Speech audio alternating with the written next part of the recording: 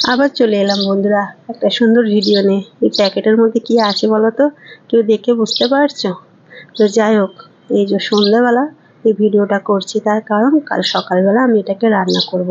হ্যাঁ, এই প্লাস্টিকের মধ্যে দেখো কত মোটা মোটা, দেখো কচুর শাক। আজকে মেয়েকে টিউশনে ছাড়তে গেছিলাম, আর তখন দেখি একটা মাসিমা নিয়ে বসে আছে। তা দেখে খুব খারাপ লাগলো যে কিনেই নি। তো তিনটেই ছিল, এক একটা 20 টাকা করে বান্ডেল বলছিল, কিন্তু আমাকে 50 টাকায় তিনটে বান্ডেল দিয়ে দিয়েছে। এগুলো খুব দাম, আর এগুলো না সবসময় এখানে পাওয়াও যায় না। এর আগের বারে দাদাভাই নিয়ে এসেছিলো, সেটা ছিল সবুজ। তো সেটাও ভালো ছিল, কিন্তু সেটা রান্না করে একজনকে দেওয়া হয়েছিল। আমার ভাগে একদম একটুকু পড়েছিল। তো ভাবলাম তাহলে আজকে নিয়ে যাই, কচু শাকটা করবো, আর ঘরেতে নারকোল আছে, ছোলা আছে। তো যাই হোক, কচু শাকগুলো একদম তাজা, খুব ভালো দিয়েছে। আর কত মোটা মোটা দেখো, এর আগে যতবার এনেছি একদম সরু সরু। তো যাই হোক, আবার যাব, বলবো আবার এনে দিতে।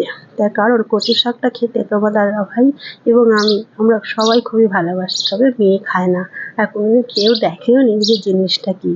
তো যাই হোক, রাতে কেটে রাখবো এই কারণে, তাহলে সকালবেলা বেশি দেরি হবে না। তো দেখো বন্ধুরা, কাটা হয়ে গেছে, কত মোটা মোটা দেখো কচুর শাকগুলো। জানি তোমরা এগুলো কিনে খাও না, তোমাদের হয়তো বাগানে হয়, কিন্তু আমার কিছু করার নেই, আমাকে কিনে খেতে হয়।